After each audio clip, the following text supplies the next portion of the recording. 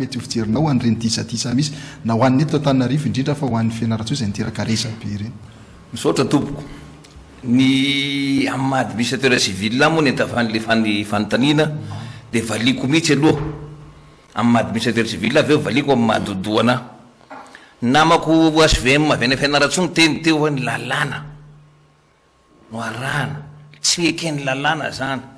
Todika aminao azoko ray aman-dreny mba fantatrao ve fa nisy décret navoaka ny fanjakana 2015 142 laharana ny décret io mifixé midéterminer ireo liste ny autorité politique hony sy ny fonctionnaire d'autorité.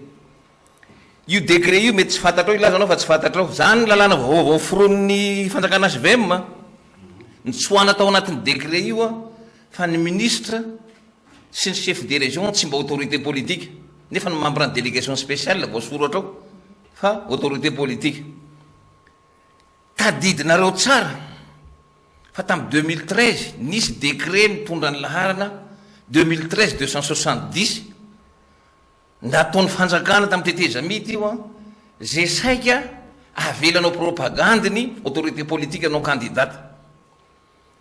Tsy pan CES io article 2 ny décret io tsy nekena hanao an'izany ny autorité politique non candidate dia navoaka le décret nouveau de 2013 593 zay nilaza amin'ny article 2 nouveau hoe les autorités politiques non candidates citées en annexe du présent décret, les ministres, chefs ou membres des partis ou organisations politiques peuvent assister aux manifestations de campagne électorale pendant la période concernée, à condition de s'abstenir de prendre la parole durant les dites manifestations ou de faire des déclarations d'opinion sur les candidatures. Zay. Na azafady aminao fa zabola tsy vita resako. Navoaka. Oui. Vita avy anao mamalika atsika ne eto foana adiny ray sasany. Navoaka ndray tamin'ity 17 février 2015 ty décret vaovao milaza fa mahazo manao propagande reny ministre. Lalàna zany. Zay zany mba tonga amin'ny teny hoe mahagaga anareo HVM rehefa mety aminareo dia lalàna ty raha ty. Fandikan-dalàna tafa ohatra satria efa nahazo an'le autorité de la chose jugée le décret 2013 593 zay nanrara ny ministre tamin'izany fotoana zany. Zay zany fandikan-dalàna be zany nataonareo amin'izao tsy tsaronareo fa nandika lalàna nareo no heverinareo bako tsy fantatr'olona io lalàna io. Faharoa ny code électoral de manrara mitaky ny neutralité de l'administration mandritra ny parade électorale ary indrindra ny feuille de route zay mbola nametraka ny sénité de nametraka mihitsy amin'ny paragraphe 15 les feuilles de route hoe pendant le président, les membres du gouvernement, l'administration est tenu d'une neutralité pendant la transition et surtout particulièrement pendant les processus électoraux. Hadinareo zany le lalàna fa atao antsokosoko. Fahatelo amin'ny mahadodoana andray zany ty maolotsotra anahy nametraka requête tany amin'ny tribunal administratif an'Antananarivo. Ny antony za électeur eto Antananarivo. Soratra anarana mifidy hitanao mbola misy maintimainty mbola misy filaza hatramin'izao. Mifidy dia nametraka requête en annulation du décret 2015-142 io satria mandika ny lalàna velona, mandika ny feuille de route, mandika ny code électoral ary mandika ny principe d'autorité de la chose jugée.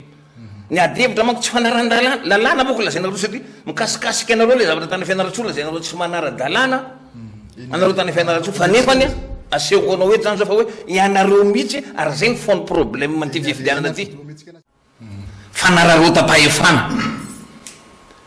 Io décret io ihany no amaritra marina aloha le niteneny Ravelson tao hoe anjaran'ny fitsarana no andrava raha tsy andravana io kanefa ny misitona ny saim-panao politika rehetrarehetra reo candidat ny latsaka mba fantatra ro vera olona fa tsy ara-dalàna ny fanaova membre ny gouvernemanta propagande mba fantatra reo ve fa zany tsy ara-dalàna. Zay zany mahatonga ny miteny hoe andao tsika ifanatona aiza nareo député, aiza nareo mpahay lalàna, aiza nareo mpitsara, aiza tsika administrateur civil, ny mpanao politika rehetrarehetra ny société civile mpiaro ny zon'olombelona andao ifanatona iara-andinika atao akory marina ty fanaovana politika ty manomboka zao ary ny fitsarana tsisy tsisy voka-pifidianana ivoaka eo fa lasa question préalable amin'ny voka-pifidianana mantsy zao ty degré ty ahoana moa ny amoahana satria raha mivoaka io raha mivoaka tokoa mika hoe annulé ny tribunal administratif ary ny degré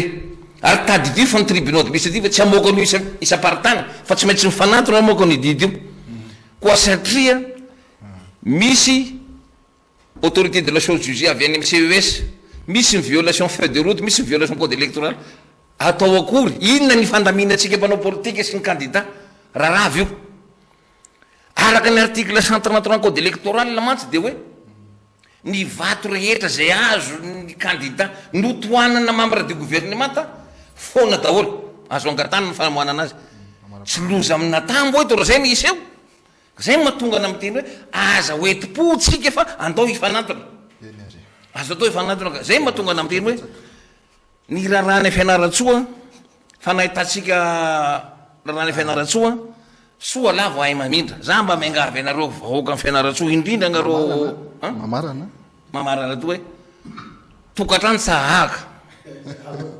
tongatrano sahaka misy an'io aby hoa eraka ny faritra 2 fa tsy anareo rery ny manana olana amin'ity voka-pifidianana ty mba haoka atsika ifandefitra fa aza mifangala baraka ohatrany fa tsy mahasoa atsika io